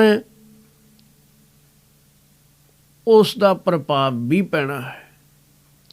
ਤਾਂ ਮਾਂ ਨੇ ਬਹੁਤ ਸਾਵਧਾਨੀ ਵਰਤਣੀ ਸੀ ਜੋ ਵਰਤੀ ਨਾ। ਫਿਰ ਬੱਚਾ ਹੋਇਆ ਸਾਕਤ। ਉਸ ਨੂੰ ਪਰਵਰਿਸ਼ ਕਰਨ ਵੇਲੇ ਵੀ ਸਾਡੇ ਸਮਾਜ ਵਿੱਚ ਜ਼ਿਆਦਾ ਹਿੱਸਾ ਮਾਂ ਦਾ ਹੈ। ਬਾਪ ਦਾ ਮਾਂ ਨਾਲੋਂ ਘੱਟ ਹੈ। ਇਸੇ ਲਈ ਜੇ ਬੱਚਾ ਧਾਰਮਿਕ ਬਿਰਤੀ ਵਾਲਾ ਹੈ, ਨੇਕ ਹੈ, ਤਾਂ ਮਾਂ ਨੂੰ ਸ਼ਾਬਾਸ਼ ਵੀ ਹੈ। ਜੇ ਬੱਚਾ ਕੁਸੰਗੀ ਹੈ ਤਾਂ ਮਾਂ ਨੂੰ ਉਲਾਂਭਾ ਵੀ ਹੈ। ਸਾਕਤ ਜਨਮਿਆ, ਜਨਮ ਦੇਣ ਵਾਲੀ ਮਾਂ ਜ਼ਰੂਰ ਬੁਰੀ ਹੈ। ਉਸਨੇ ਸਹੀ ਸਿੱਖਿਆ ਨਹੀਂ ਦਿੱਤੀ, ਸਹੀ ਰਸਤੇ ਨਹੀਂ ਪਾਇਆ। ਉਸਨੇ ਇੱਕ ਸਾਕਤ ਖੜਾ ਕਰ ਦਿੱਤਾ ਹੈ, ਰੱਬ ਤੋਂ ਟੁੱਟਾ ਬੰਦਾ ਦੁਨੀਆ ਵਿੱਚ, ਜੋ ਹੋਰ ਦੁਨੀਆ ਨੂੰ ਵੀ ਬਰਬਾਦ ਕਰੇਗਾ, ਨੁਕਸਾਨ ਕਰੇਗਾ। ਮਨਮੁਖ ਜੋ ਹੋਇਆ, ਇਸ ਮਾਂ ਨੂੰ ਮੈਂ ਕਿਵੇਂ ਚੰਗੀ ਆਖਾਂ। ਕੁੱਖ ਸਫਲੀ ਤਾਂ ਹੈ ਜੇ ਬੱਚਾ ਨੇਕ ਹੋਵੇ। ਕਬੀਰ ਬੈਸਨੋਂ ਕੀ ਕੂਕਰ ਭਲੀ, ਸਾਕਤ ਕੀ ਬੁਰੀ ਮਾਏ। ਉਹ ਨਿਤ ਸੁਨੈ ਹਰਿ ਨਾਮ ਜਸ, ਉਹ ਪਾਪ ਬਿਸਾਹਨ ਜਾਏ। ਸਾਧੂ ਦੇ ਪਾਸ ਬੈਠੀ ਹੋਈ ਕੁੱਤੀ ਤਾਂ ਹਰ ਰੋਜ਼ ਹਰੀ ਜਸ ਸੁਣਦੀ ਹੈ। ਰੋਜ਼ ਚੱਲ ਰਹੇ ਨੇ ਪ੍ਰਵਾਹ, ਲੇਕਿਨ ਸਾਕਤ ਨਿਤ ਪਾਪ ਕਮਾਉਂਦਾ ਹੈ। ਉਸ ਦੀ ਮਾਂ ਵੀ ਪਾਪਾਂ ਦੀ ਭਾਗਣ ਬਣਦੀ ਹੈ। ਇਸ ਲਈ ਉਸ ਸਾਕਤ ਦੀ ਮਾਂ ਨਾਲੋਂ ਉਹ ਕੁੱਤੀ ਕੂਕਰ ਚੰਗੀ ਹੈ, ਜੋ ਸਾਧੂ ਦੇ ਸੰਗ ਵਿੱਚ ਹੈ, ਸਤ ਸੰਗੀ ਬਣ ਗਈ ਹੈ। ਇਸ ਤੋਂ ਅਗਲਾ ਸ਼ਲੋਕ ਹੈ, ਕਬੀਰ ਹਰਨਾ ਦੂਬਲਾ, ਇਹੋ ਹਰਿਆਰਾ ਤਾਲ। ਲਾਖ ਅਹੇਰੀ ਏਕ ਜੀਓ, ਕੇਤਾ ਬੰਚੋਂ ਕਾਲ। ਇਹ ਹਿਰਨ ਬੜਾ ਦੁਬਲਾ ਕਮਜ਼ੋਰ ਹੈ। ਜਗਤ ਇੱਕ ਸਰੋਵਰ ਹੈ ਜਿਹਦੇ ਵਿੱਚ ਬੜੀ ਹਰਿਆਵਲ ਹੈ। ਮਾਇਕ ਭੋਗਾਂ ਦੀ ਹਰਿਆਵਲ ਹਰ ਪਾਸੇ ਹੈ। ਸੰਸਾਰ ਦੇ ਤਾਲ ਵਿੱਚ, ਸਰੋਵਰ ਵਿੱਚ, ਤੇ ਇਹ ਜਿੰਦ ਰੂਪ ਜਿਹੜਾ ਹਿਰਨ ਹੈ ਬੜਾ ਕਮਜ਼ੋਰ ਹੈ। ਇਹ ਜੀਓ ਹਿਰਨ ਹਰਿਆਵਲ ਦੇਖ ਕੇ ਉਧਰ ਨੂੰ ਜਾਂਦਾ ਹੈ। ਕਾਰਨ ਬਹੁਤ ਸਪਸ਼ਟ ਹੈ ਕਿ ਹਰਿਆਵਲ ਭਰੇ ਬੂਟੇ ਖਾਵਾਂਗਾ, ਚੰਗੀ ਖੁਰਾਕ ਹੋਵੇਗੀ। ਹੋਰ ਵਧੇਰੇ ਹਰਿਆਵਲ ਤੇ ਹੋਰ ਦੌੜ ਉਸੇ ਪਾਸੇ। ਦੋ ਪਾਸਿਆਂ ਵੱਲ ਮਿਰਗ ਦੀ ਵਿਸ਼ੇਸ਼ ਦੌੜ, ਬਲਕਿ ਜੇ ਉਸ ਦੇ ਅੰਤ ਦਾ ਵੀ ਵੇਖ ਲਿਆ ਜਾਏ ਤੇ 3 ਪਾਸਿਆਂ ਵੱਲ ਮਿਰਗ ਦੀ ਦੌੜ ਹੈ। ਇੱਕ ਹੈ ਹਰਿਆਵਲ ਵੱਲ। ਮਿਰਗ ਹਮੇਸ਼ਾ ਹਰਿਆਵਲ ਵੱਲ ਦੌੜਦਾ ਹੈ, ਕਿਉਂਕਿ ਉਸ ਦੀਆਂ ਅੱਖਾਂ ਦੂਰੋਂ ਦੇਖ ਕੇ ਖਬਰ ਦਿੰਦੀਆਂ ਨੇ, ਇਹ ਹਰੇ ਬੂਟੇ ਮੇਰੇ ਲਈ ਹੋਰ ਚੰਗੀ ਖੁਰਾਕ ਬਣਨਗੇ। ਉਸ ਤੋਂ ਵਧੇਰੇ ਅਗਾਂਹ ਹਰਿਆਵਲ ਹੋਵੇ, ਉੱਧਰ ਜਾਏਗਾ। ਇਹ ਜਿਸ ਵੇਲੇ ਹਰਿਆਵਲ ਦੇ ਪ੍ਰਲੋਭਨ ਵਿੱਚ, ਲਾਲਚ ਵਿੱਚ ਫਸਦਾ ਹੈ, ਉਸ ਵੇਲੇ ਇਹ ਵੀ ਨਹੀਂ ਦੇਖਦਾ ਕਿ ਉਸੇ ਹਰਿਆਵਲ ਵਿੱਚ, ਵੱਡੀਆਂ ਬੂਟੀਆਂ ਵਿੱਚ ਸ਼ੇਰ ਵੀ ਛੁਪਿਆ ਹੋਇਆ ਬੈਠਾ ਹੈ। ਇਹ ਝਪਟ ਮਾਰ ਲਵੇਗਾ। ਇਹ ਅਗਾਂਹ ਵੱਧਦਾ ਜਾਂਦਾ ਹੈ। ਹਾਲਾਂਕਿ ਹਿਰਨ ਦੀ ਅੱਖ ਦੀ ਸਿਫਤ ਬੜੀ ਕੀਤੀ ਗਈ ਹੈ। ਹਿਰਨ ਦੀਆਂ ਅੱਖਾਂ ਨੂੰ ਸੁੰਦਰ ਅੱਖਾਂ ਮੰਨਿਆ ਗਿਆ ਹੈ। ਸਤਿਗੁਰੂ ਗੁਰੂ ਨਾਨਕ ਦੇਵ ਮਹਾਰਾਜ ਜੀ ਨੇ ਵੀ ਜੇ ਖੂਬਸੂਰਤੀ ਦਾ ਜ਼ਿਕਰ ਕਰਨਾ ਸੀ, ਹਿਰਨ ਦੀਆਂ ਅੱਖਾਂ ਨੂੰ ਪ੍ਰਤੀਕ ਵਜੋਂ ਵਰਤਿਆ। ਜੀਵ ਇਸਤਰੀ ਨੂੰ ਮੁਖਾਤਬ ਕਰਕੇ ਕਹਿਣ ਲੱਗੇ, ਸੁਣ ਮੁੰਦੇ ਹਰਨ ਆਖੀਏ, ਐ ਇਸਤਰੀ ਹਿਰਨ ਵਰਗੀਆਂ ਅੱਖਾਂ ਵਾਲੀਏ। ਗੂੜਾ ਵੈਣ ਅਪਾਰ, ਅੱਖਾਂ ਸੁੰਦਰ ਤੇ ਹੈਨ, ਪਰ ਇੱਕ ਗੱਲ ਦਾ ਖਿਆਲ ਰੱਖੀ, ਪਹਿਲਾਂ ਵਸਤ ਸਿਆਣ ਕੇ ਤਾਂ ਕੀਚੈ ਵਪਾਰ। ਇਹਨਾਂ ਅੱਖਾਂ ਨੂੰ ਪਾਰਖੂ ਵੀ ਬਣਾ ਲੈ। ਦੂਜਾ ਹਿਰਨ ਦੌੜਦਾ ਹੈ, ਗਰਮੀ ਦੀ ਰੁੱਤ ਹੋਵੇ, ਰੇਗਿਸਤਾਨ ਵਿੱਚ ਕਿਧਰੇ ਜਾਏ ਭਟਕ, ਤੇ ਰੇਤ ਚਮਕਦੀ ਦੂਰੋਂ ਪਾਣੀ ਜਾਪਦੀ ਏ। ਹਿਰਨ ਤਾਂ ਕੀ, ਬੰਦਾ ਵੀ ਧੋਖਾ ਖਾ ਜਾਂਦਾ ਹੈ। ਪਿਆਸਾ ਮਿਰਗ ਅਗਾਂਹ ਤੋਂ ਅਗਾਂਹ ਰੇਤ ਨੂੰ ਪਾਣੀ ਸਮਝ ਕੇ ਦੌੜਦਾ ਹੈ ਔਰ ਪ੍ਰਾਣ ਤਿਆਗ ਪੈਂਦਾ ਹੈ। ਤੀਜਾ ਮਿਰਗ ਦੌੜਦਾ ਹੈ ਕੰਡੇ ਹੇੜੇ ਦੀ ਆਵਾਜ਼ ਵੱਲ। ਸ਼ਿਕਾਰੀ ਨੂੰ ਇਸ ਕਮਜ਼ੋਰੀ ਦਾ ਪਤਾ ਹੈ। ਉਹ ਕੰਡੇ ਹੇੜੇ ਦੀ ਆਵਾਜ਼ ਪੈਦਾ ਕਰਦਾ ਹੈ। ਮਿਰਗ ਉੱਧਰ ਨੂੰ ਜਾਂਦਾ ਹੈ। ਸ਼ਿਕਾਰੀ ਇਸ ਨੂੰ ਆਪਣਾ ਸ਼ਿਕਾਰ ਬਣਾ ਲੈਂਦਾ ਹੈ। ਅੱਖਾਂ ਵੀ ਧੋਖਾ ਦੇ ਗਈਆਂ, ਕੰਨ ਵੀ ਧੋਖਾ ਦੇ ਗਏ। ਇਹ ਇੰਦਰੇ ਸਾਨੂੰ ਵੀ ਧੋਖਾ ਦੇ ਰਹੇ ਨੇ। ਜੋ ਅਸੀਂ ਗੀਤ ਸੁਣਦੇ ਹਾਂ ਕਲਚਰ ਦਾ ਨਾਂ ਦੇ ਕੇ, ਉਹ ਸਾਡੀ ਸੁਰਤੀ ਨੂੰ ਜਮਰੂਪ ਸ਼ਿਕਾਰੀ ਦੇ ਵੱਸ ਵਿੱਚ ਪਾਉਣ ਦਾ ਸਾਧਨ ਬਣ ਜਾਂਦੇ ਨੇ।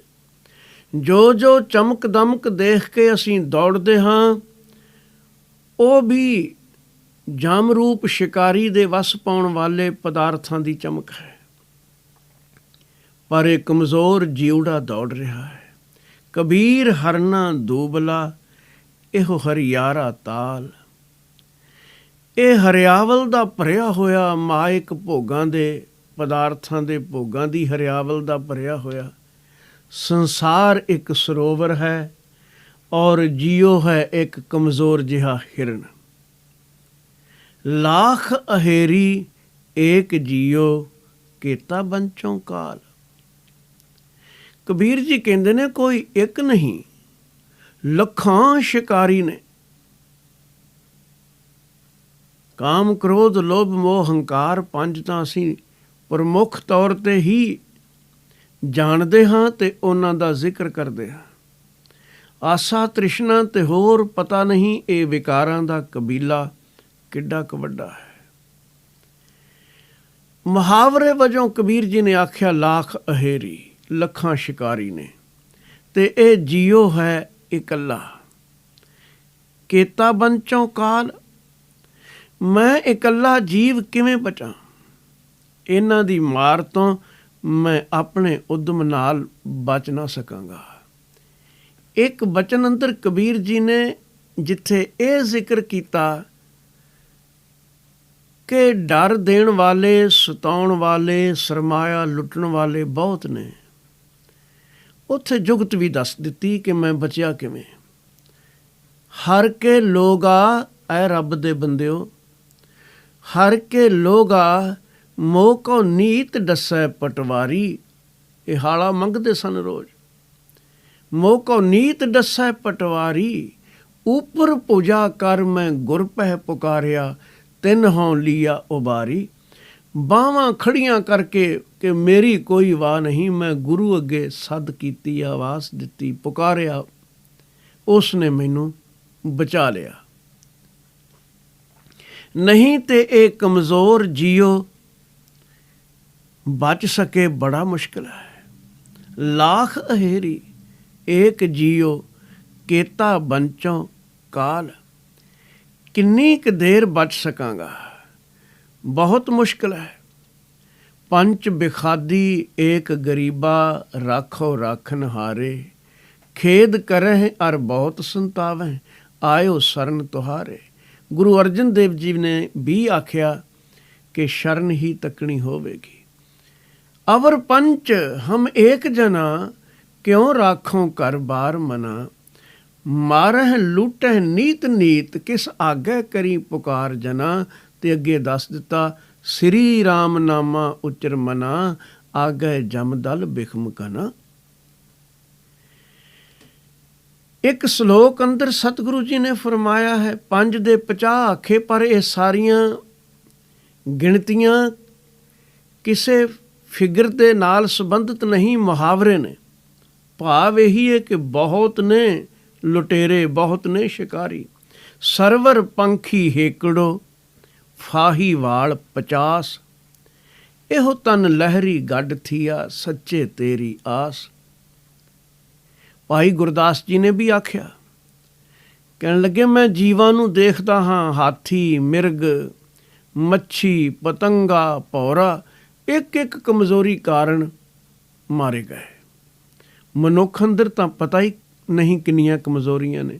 5 ਤਾਂ ਪ੍ਰਮੁੱਖ ਨੇ, ਗਜ, ਮ੍ਰਿਗ, ਮੀਨ, ਪਤੰਗ, ਅਲ, ਇਕਤ ਇਕਤ ਰੋਗ ਪਚੰਦੇ, ਮਾਨਸ ਦੇਹੀ 5 ਰੋਗ, ਪੰਜੇ ਦੂਤ ਕਸੂਤ ਕਰੰਦੇ, ਆਸਾ ਮਨਸਾ ਡਾਇਣੀ, ਹਰਖ ਸੋਗ ਬਹੁ ਰੋਗ ਵਧੰਦੇ, ਮਨਮੁਖ ਦੂਜੈ ਭਾਏ ਲੱਗ, ਭੰਬਲ ਭੂਸੇ ਖਾਏ ਪਵੰਦੇ, ਸਤਿਗੁਰ ਸੱਚਾ ਪਾਤਸ਼ਾਹ, ਗੁਰਮੁਖ ਗਾਡੀ ਰਾਹ ਚਲੰਦੇ, ਸਾਧ ਸੰਗਤ ਚੱਲਣਾ, ਭੱਜ ਗਏ ਠੱਗ ਚੋਰ ਡਰੰਦੇ, ਲੈ ਲਾਹਾ ਨਿਜ ਘਰ ਨਿਭੰਦੇ। ਗੁਰੂ ਨੂੰ ਪੁਕਾਰਨਾ ਪਵੇਗਾ, ਨਹੀਂ ਤਾਂ ਕਿਵੇਂ ਬਚ ਸਕਾਂਗੇ। ਲਾਖ ਅਹੇਰੀ ਏਕ ਜੀਓ, ਕੇਤਾ ਬੰਚੋਂ ਕਾਲ। 54ਵੇਂ ਸ਼ਲੋਕ ਅੰਦਰ ਕਬੀਰ ਸਾਹਿਬ ਫਰਮਾਉਂਦੇ ਨੇ ਕਿ ਬਚਣ ਲਈ ਲੋਕਾਂ ਨੇ ਕੁਝ ਵਸੀਲੇ ਕੀਤੇ। ਇਹਨਾਂ ਨੇ ਸੌਖਾ ਸਾਧਨ ਸੋਚਿਆ, ਕਿਸੇ ਤੀਰਥ ਸਥਾਨ ਤੇ ਜਾ ਕੇ ਨਿਵਾਸ ਕਰ ਲਓ, ਬਚ ਜਾਵਾਂਗੇ।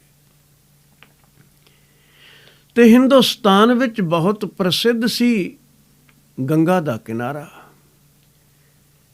ਕਬੀਰ ਗੰਗਾ ਤੀਰ ਜੋ ਘਰ ਕਰਹਿ, ਪੀਵਹਿ ਨਿਰਮਲ ਨੀਰ। ਉਹਨਾਂ ਦਿਨਾਂ ਵਿੱਚ ਗੰਗਾ ਦਾ ਪਾਣੀ ਪੀਣ ਦੇ ਯੋਗ ਸ਼ਾਇਦ ਹੁੰਦਾ ਹੋਵੇਗਾ।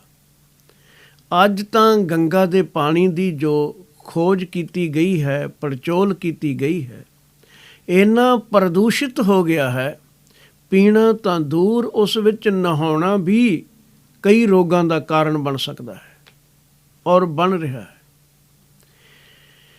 ਕਬੀਰ ਜੀ ਕਹਿੰਦੇ ਨੇ, ਕੋਈ ਗੰਗਾ ਦੇ ਕਿਨਾਰੇ ਤੇ ਰਹਿਣ ਲਈ ਆਪਣਾ ਘਰ ਬਣਾ ਲਏ ਤੇ ਗੰਗਾ ਦੇ ਜਲ ਨੂੰ ਪਵਿੱਤਰ ਮੰਨ, ਉਹ ਸਾਫ਼ ਪਾਣੀ ਪੀਂਦਾ ਵੀ ਰਹੇ। ਤਾਂ ਤੀਰਥ ਦੇ ਕਿਨਾਰੇ ਤੇ ਬੈਠਣ ਨਾਲ, ਉੱਥੋਂ ਦਾ ਪਾਣੀ ਪੀਣ ਨਾਲ ਹੀ ਮੁਕਤੀ ਮਿਲ ਜਾਏ ਤਾਂ ਬੜਾ ਆਸਾਨ ਮਾਮਲਾ ਸੀ। ਇਸੇ ਪਾਣੀ ਵਿੱਚ ਬੜੀਆਂ ਡੱਡੀਆਂ ਮੱਛੀਆਂ ਮੁਕਤ ਹੋ ਜਾਂਦੀਆਂ।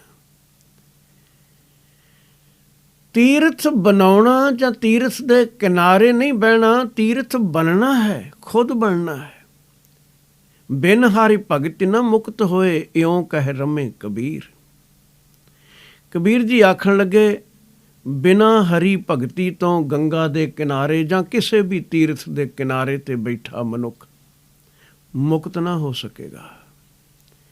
ਬਲਕਿ ਤੀਰਥਾਂ ਦੇ ਕੰਢਿਆਂ ਤੇ, ਤੀਰਥਾਂ ਦੇ ਅਸਥਾਨਾਂ ਤੇ ਜਿਸ ਵੇਲੇ ਸਤਿਗੁਰੂ ਜੀ ਨੇ, ਭਗਤ ਜਨਾਂ ਨੇ ਨਜ਼ਰ ਮਾਰੀ, ਉਹਨਾਂ ਨੇ ਕੁਝ ਨਤੀਜੇ ਹੋਰ ਹੀ ਦੱਸੇ। ਨਾਵਣ ਚੱਲੇ ਤੀਰਥੀ, ਮਨ ਖੋਟੇ ਤਨ ਚੋਰ। ਇੱਕ ਭਾਵ ਲੱਥੀ ਨਾਤਿਆਂ, ਦੋਏ ਪਾ ਚੜੀਏ ਸਹੋਰ। ਇਹ ਵੀ ਯਾਤਰੂ ਸੀ, ਤੀਰਥਾਂ ਤੇ ਗਿਆ, ਹਾਲਤ ਅੰਦਰਲੀ ਕੁਝ ਹੋਰ।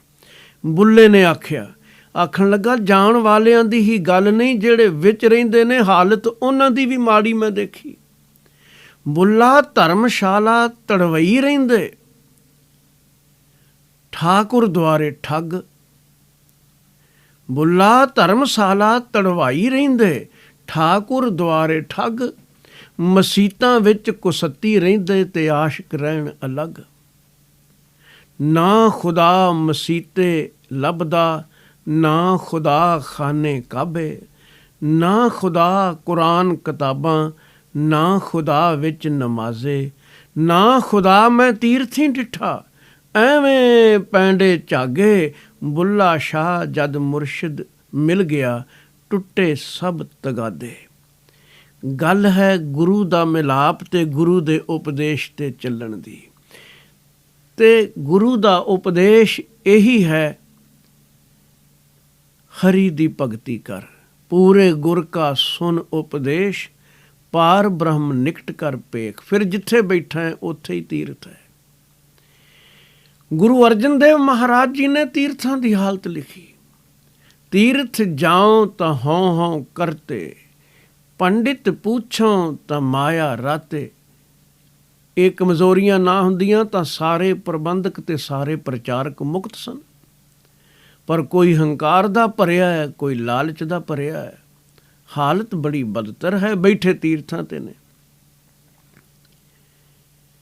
ਤੀਰਥ ਜਾਉ ਤਾਂ ਹਉ ਹਉ ਕਰਤੇ, ਪੰਡਿਤ ਪੁੱਛਉ ਤਾਂ ਮਾਇਆ ਰਾਤੇ। ਸੋ ਸਥਾਨ ਬਤਾਵਹੁ ਮੀਤਾ, ਜਾ ਕੈ ਹਰ ਹਰ ਕੀਰਤਨ ਨੀਤਾ।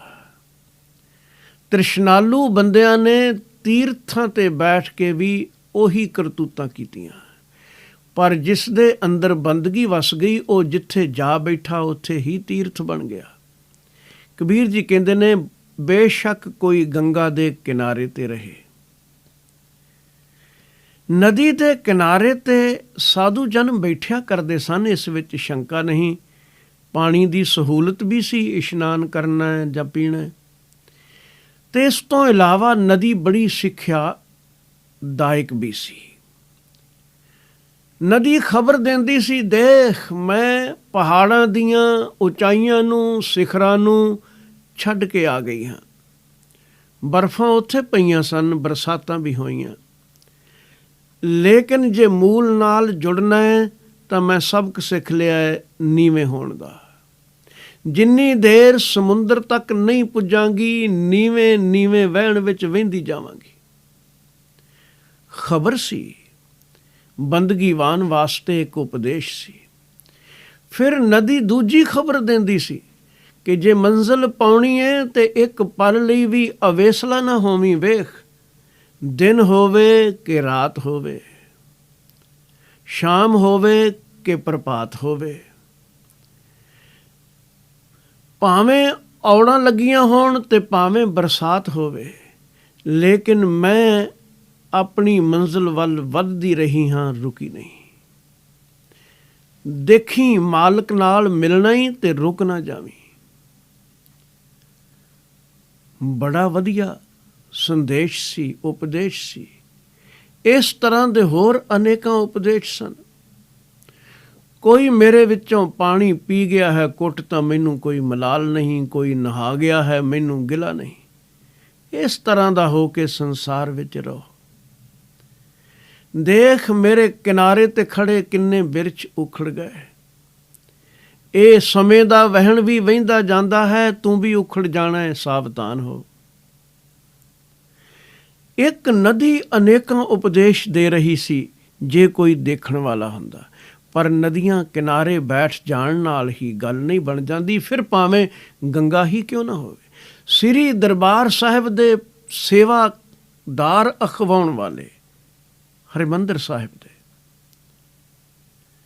ਬੜੇ ਉੱਤਮ ਹੋਣੇ ਚਾਹੀਦੇ ਸਨ, ਲੇਕਿਨ ਗੁਰੂ ਤੇਗ ਬਹਾਦਰ ਸਾਹਿਬ ਅੰਮ੍ਰਿਤਸਰ ਜਾਣ ਤਾਂ ਇਹ ਦਰਵਾਜ਼ੇ ਬੰਦ ਕਰਕੇ ਚਲੇ ਜਾਣ, ਗੁਰੂ ਨਾ ਆ ਬੈਠੇ। ਤੀਰਥ ਤੇ ਰਹਿਣ ਨਾਲ ਪਵਿੱਤਰ ਨਹੀਂ ਹੋਈ ਜਾਈਦਾ। ਬਿਨ ਹਰਿ ਭਗਤ ਨ ਮੁਕਤ ਹੋਏ, ਇਉਂ ਕਹਿ ਰਮੇ ਕਬੀਰ। ਕਬੀਰ ਜੀ ਕਹਿੰਦੇ ਨੇ, ਹਰੀ ਭਗਤੀ ਬਿਨਾਂ ਖਲਾਸੀ ਨਹੀਂ। ਇਹ ਗੱਲ ਦੱਸ ਕੇ ਕਬੀਰ ਤਾਂ ਪ੍ਰਮਾਤਮਾ ਦਾ ਨਾਮ ਹੀ ਸਿਮਰਦਾ ਹੈ। ਅੱਜ ਦੀ ਵਿਚਾਰ ਦਾ ਆਖਰੀ ਸ਼ਲੋਕ 55 ਨੰਬਰ। ਕਬੀਰ ਮਨ ਨਿਰਮਲ ਭਇਆ, ਜੈਸਾ ਗੰਗਾ ਨੀਰ, ਪਾਛੈ ਲਾਗੋ ਹਰ ਫਿਰੈ, ਕਹਿਤ ਕਬੀਰ ਕਬੀਰ। ਕਬੀਰ ਜੀ ਆਖਦੇ ਹਨ, ਹੁਣ ਗੰਗਾ ਦੇ ਪਾਣੀ ਦੀ ਪਵਿੱਤਰਤਾ ਦਾ ਖਿਆਲ ਨਹੀਂ। ਉੱਥੇ ਤਾਂ ਕਿਨਾਰੇ ਰਹਿ ਕੇ ਵੀ ਅਪਵਿੱਤਰਤਾ ਬਣੀ ਰਹਿ ਸਕਦੀ ਹੈ, ਮੈਲ ਬਣੀ ਰਹਿ ਸਕਦੀ ਹੈ। ਤਨ ਦੀ ਮੈਲ ਤਾਂ ਪਾਣੀ ਧੋ ਵੀ ਦੇਵੇ, ਮਨ ਦੀ ਮੈਲ ਪਾਣੀ ਧੋਂਦਾ ਨਹੀਂ। ਵਿਕਾਰ ਮਰਦੇ ਨਹੀਂ, ਮਨ ਪਵਿੱਤਰ ਨਹੀਂ ਹੁੰਦਾ। ਲੇਕਿਨ ਕਿਉਂਕਿ ਮੈਨੂੰ ਨੁਕਤਾ ਗੁਰੂ ਨੇ ਸਮਝਾ ਦਿੱਤਾ ਔਰ ਪੱਲੇ ਮੈਂ ਬੰਨ੍ਹ ਲਿਆ ਕਿ ਬਿਨ ਹਰਿ ਭਗਤ ਨ ਮੁਕਤ ਹੋਏ, ਇਉਂ ਕਹਿ ਰਮੇ ਕਬੀਰ। ਤੇ ਮੈਂ ਪ੍ਰਮਾਤਮਾ ਦੇ ਨਾਮ ਵੱਲ ਲੱਗ ਪਿਆ। ਨਤੀਜਾ ਇਹ ਹੋਇਆ, ਮਨ ਨਿਰਮਲ ਹੋ ਗਿਆ। ਲੋਕ ਜਿਵੇਂ ਗੰਗਾ ਦੇ ਜਲ ਨੂੰ ਪਵਿੱਤਰ ਮੰਨਦੇ ਨੇ, ਮੇਰਾ ਮਨ ਪਵਿੱਤਰ ਹੋ ਗਿਆ ਹੈ। ਕਬੀਰ ਮਨ ਨਿਰਮਲ ਭਇਆ, ਜੈਸਾ ਗੰਗਾ ਨੀਰ। ਤੇ ਨਤੀਜਾ, ਪਾਛੈ ਲਾਗੋ ਹਰ ਫਿਰੈ, ਕਹਿਤ ਕਬੀਰ ਕਬੀਰ। ਜੇ ਇਹ ਪਵਿੱਤਰ ਹੋ ਜਾਏ ਤਾਂ ਰੱਬ ਵੀ ਪਿੱਛੇ ਪਿੱਛੇ ਕਬੀਰ ਕਬੀਰ ਆਖ ਕੇ ਆਵਾਜ਼ਾਂ ਦਿੰਦਾ ਹੈ। ਰੱਬ ਖੋਜਦਾ ਆ ਜਾਂਦਾ ਹੈ, ਰੱਬ ਨੂੰ ਖੋਜਣ ਨਹੀਂ ਜਾਣਾ ਪੈਂਦਾ। ਹਰ ਜਾਣਨ ਵਾਲੇ ਨੇ ਇਹੀ ਸੰਦੇਸ਼ ਸੰਸਾਰ ਨੂੰ ਦਿੱਤਾ ਹੈ। ਨਾਮਦੇਵ ਜੀ ਨੇ ਵੀ ਆਖਿਆ, ਬੇਡੀ ਪ੍ਰੀਤ ਮਜ਼ੂਰੀ ਮੰਗੈ, ਜੋ ਕੋ ਛਾਨ ਛਵਾਵੈ ਹੋ। ਐਡਰੈਸ ਪੁੱਛਣ ਵਾਲੀ ਇਹ ਗੁਆਂਢਣੇ ਸੁਣ, ਲੋਗ ਕੁਟੰਬ ਸਭੋ ਤੇ ਤੋਰੈ, ਤੋ ਆਪਨ ਬੇਡੀ ਆਵੈ ਹੋ। ਉਹ ਆਪ ਚੱਲ ਕੇ ਆ ਜਾਂਦਾ ਹੈ। ਕਬੀਰ ਬੀਜਕ ਗ੍ਰੰਥ ਵਿੱਚ ਕਬੀਰ ਜੀ ਦੇ ਕੁਝ ਬਚਨ ਨੇ। ਉਹ ਕਹਿੰਦੇ ਨੇ, ਪ੍ਰੀਤਮ ਕੋ ਪਤੀਆਂ ਲਿਖੋ, ਚਿੱਠੀ ਤੇ ਤਾਂ ਲਿਖਾਂ ਉਸ ਨੂੰ, ਸੰਦੇਸ਼ਾ ਤਾਂ ਦੇਵਾਂ ਜੇ ਉਹ ਵਿਦੇਸ਼ ਹੋਵੇ। ਪ੍ਰੀਤਮ ਕੋ ਪਤੀਆਂ ਲਿਖੂੰ, ਜੋ ਕਹੂੰ ਹੋਏ ਵਿਦੇਸ਼। ਤਨ ਮੇਂ ਮਨ ਮੇਂ ਨੈਣ ਮੇਂ, ਤਾਕੋ ਕਹਾਂ ਸੰਦੇਸ਼। ਉਹ ਤਾਂ ਅੰਦਰ ਆਣ ਬੈਠਾ ਹੈ, ਉਸ ਨੂੰ ਹੁਣ ਮੈਂ ਹੋਰ ਕਿੱਥੇ ਸੁਨੇਹੇ ਭੇਜਣੇ ਤੇ ਚਿੱਠੀਆਂ ਲਿਖਣੀਆਂ। ਹਜ਼ਰਤ ਸੁਲਤਾਨ ਬਾਹੂ ਦਾ ਖਿਆਲ ਹੈ। ਉਹ ਕਹਿੰਦਾ, ਇਹੋ ਤਨ ਰੱਬ ਸੱਚੇ ਦਾ ਹੁਜਰਾ, ਵਿੱਚ ਪਾ ਫਕੀਰਾ ਝਾਤੀ ਹੂ। ਨਾ ਕਰ ਮਿੰਨਤ ਖਵਾਜ ਖਿਜ਼ਰ ਦੀ, ਤੇਰੇ ਅੰਦਰ ਆਬੇ ਹਯਾਤੀ ਹੂ। ਸ਼ੌਕ ਦਾ ਦੀਵਾ ਬਾਲ ਅਨੇਰੇ, ਮਤਾਂ ਲੱਭੇ ਵਸਤ ਖੜਾਤੀ ਹੂ। ਮਰਨ ਥੀ ਮਰ ਗਏ ਅੱਗੇ ਬਾਹੂ, ਜਿਨ੍ਹਾਂ ਹੱਕ ਦੀ ਰਮਜ਼ ਪਛਾਤੀ ਹੂ। ਮਾਲਕ ਕੋਈ ਦੂਰ ਨਹੀਂ, ਮਨ ਨਿਰਮਲ ਕਰਨ ਦੀ ਦੇਰ ਹੈ, ਪਾਛੈ ਲਾਗੋ ਹਰ ਫਿਰੈ। ਕਹਿਤ ਕਬੀਰ ਕਬੀਰ, ਪਰਮਾਤਮਾ ਆਪ ਅੰਦਰ ਆ ਪ੍ਰਗਟ ਹੁੰਦਾ ਹੈ। ਬੁੱਲੇ ਆਖਿਆ, ਜਾਂ ਮੈਂ ਸਬਕ ਇਸ਼ਕ ਦਾ ਪੜ੍ਹਿਆ, ਮਸਜਿਦ ਕੋਲੋਂ ਜਿਉੜਾ ਡਰਿਆ। ਭੱਜ ਭੱਜ ਠਾਕੁਰ ਦੁਆਰੇ ਵੜਿਆ, ਪਰ ਉਹ ਅੰਦਰ ਸੀ ਜਿੱਥੇ ਵੱਜਦੇ ਨਾਦ ਹਜ਼ਾਰ। ਇਸ਼ਕ ਦੀ ਨਵੀਓਂ ਨਵੀਂ ਬਹਾਰ। ਵੇਦ ਪੁਰਾਨਾ ਪੜ੍ਹ ਪੜ੍ਹ ਥੱਕੇ, ਸਜਦੇ ਕਰਦਿਆਂ ਕੱਸ ਗਏ ਮੱਥੇ। ਨਾ ਰੱਬ ਤੀਰਥ ਨਾ ਰੱਬ ਮੱਕੇ, ਜਿਸ ਪਾਇਆ ਤਿਸ ਨੂਰ ਅਨਵਾਰ। ਇਸ਼ਕ ਦੀ ਨਵੀਓਂ ਨਵੀਂ ਬਹਾਰ। ਰੱਬ ਦਾ ਇਸ਼ਕ ਜਿਨ੍ਹਾਂ ਨੂੰ ਲੱਗ ਗਿਆ, ਪਿਆਰੇ ਦੀ ਯਾਦ ਕਰਨੀ ਨਹੀਂ ਪੈਂਦੀ, ਬਲਕਿ ਭੁੱਲਦੀ ਹੀ ਨਹੀਂ। ਕਬੀਰ ਜੀ ਕਹਿੰਦੇ ਨੇ, ਐਸੀ ਅਵਸਥਾ ਮੈਂ ਪਾ ਲਈ, ਉਸ ਬੰਦਗੀ ਦਾ ਸਦਕਾ ਹਰੀ ਵੀ ਪਿੱਛੇ ਪਿੱਛੇ ਫਿਰਦਾ। ਕਬੀਰ ਕਬੀਰ ਆਖ। ਵਾਹਿਗੁਰੂ ਕਿਰਪਾ ਕਰੇ ਅਸੀਂ ਉਪਦੇਸ਼ ਨੂੰ ਕਮਾ ਸਕੀਏ। ਭੁੱਲਾਂ ਖਿਮਾ ਕਰਨੀਆਂ। ਵਾਹਿਗੁਰੂ ਜੀ ਕਾ ਖਾਲਸਾ, ਵਾਹਿਗੁਰੂ ਜੀ ਕੀ ਫਤਿਹ।